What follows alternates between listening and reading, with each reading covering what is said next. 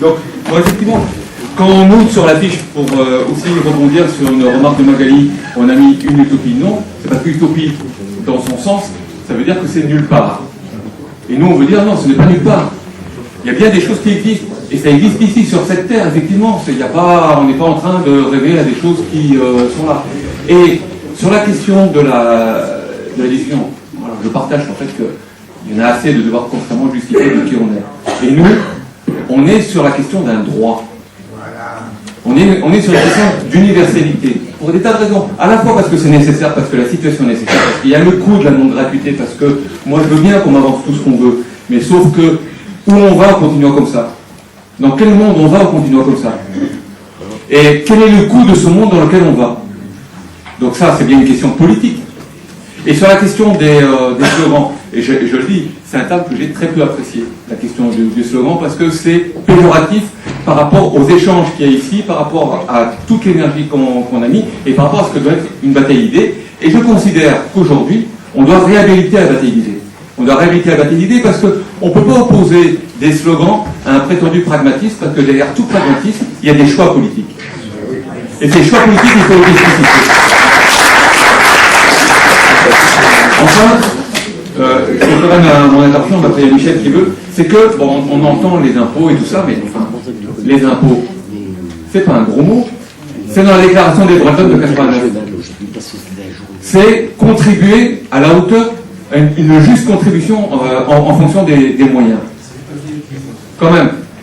Et en 2014, parce que puisqu'on est sur les chiffres, on va être sur le chiffre. En 2014, les entreprises du CAC 40 ont versé 56 milliards d'euros, plus 30% par rapport à 2013. C'est le plus haut niveau depuis 2007. 54 milliards, parce qu'évidemment à ce niveau-là, ça ne veut plus rien dire cette somme-là. 54 milliards d'euros, il faut le comparer à l'ensemble de la dette de l'ensemble des collectivités locales qui est de 130 milliards d'euros. C'est-à-dire qu'en une année, les entreprises ont versé en dividende le tiers de la dette cumulée des collectivités locales. C'est bien une question politique qui est posée là. Donc c'est ça que je voudrais soumettre au débat aussi. Pour compléter sur les débats sur le financement dans le collectif, on a évidemment beaucoup échangé sur ces aspects-là, et notamment récemment où on a appris que le Conseil général souhaitait se désengager. Et ce qui nous attend, c'est malgré tout, pour les années à venir, ça a été annoncé, une baisse de la métro et du Conseil général de l'Isère. Donc on va être confronté de toute façon à une vraie question du financement, y compris sur le service public des transports tel qu'il est aujourd'hui, dans un contexte général que vous connaissez tous, hein, à savoir une austérité qui grandit. Hein, on voit ce qui se passe en Grèce, en Espagne. Ici en France, on voit bien ce qui nous attend demain, où les politiques européennes libérales détricotent, désignent systématiquement l'ensemble des services publics. Et je pense qu'il y a un certain nombre d'élus qui aujourd'hui sont extrêmement frileux sur cette affaire-là, parce que, effectivement, l'état d'esprit d'une grande partie des gens qu'on peut rencontrer, nous, quand on a distribué les tracts, beaucoup de gens nous ont dit « ouais, ça ne se fera pas, de toute façon, il faut payer », avec un espèce de fatalisme. C'est vrai que le libéralisme aujourd'hui gagne du terrain avec l'idée que il faut payer, et il faut payer. Et demain, qu'est-ce qui va se passer? Parce qu'on s'est posé la question, si le Conseil général et la métro se désengagent, comment on va financer? Eh bien, on voit bien ce qui se dessine en Angleterre, aux États-Unis. C'est une privatisation rampante, l'entrée de partenaires, hein, il faut dire partenaires privés, qui vont augmenter leur part avec des logiques de recettes, etc., qu'on connaît. Évidemment, on est sur une bataille idéologique par rapport à ça. La dernière chose que je voulais dire aussi, c'est par rapport au financement. Rappelons-nous quand même un truc, parce qu'on parle des services publics. Généraliser le service public, où derrière, il y a effectivement l'accès à des droits, à des choses que tout le monde doit pouvoir bénéficier, à savoir le rapport capital-travail sur les 50 dernières années.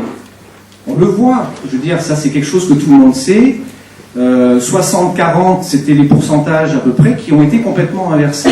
Et les politiques libérales depuis des années, aujourd'hui, accentuent ces inégalités avec des transferts d'argent que malheureusement le gouvernement actuel et les précédents ont continué systématiquement à renforcer, où en fait l'argent public qui nous permettrait de discuter sereinement quel choix on fait, les mètres cubes d'eau, les premiers mètres cubes d'eau, une partie du logement, des transports de qualité, etc., ben on se retrouve avec des débats de plus en plus foireux où on n'a plus les moyens collectifs de financer la vie qu'on a envie de se choisir.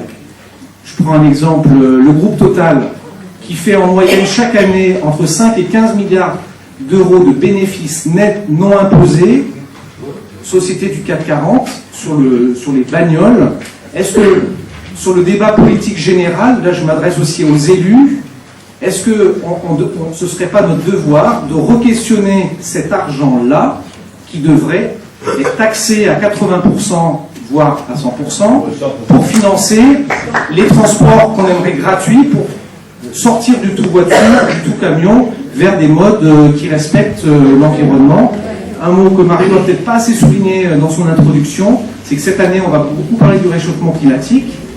Et je pense que la gratuité, c'est franchement pas grand-chose par rapport à tout ce qu'il faudra qu'on fasse.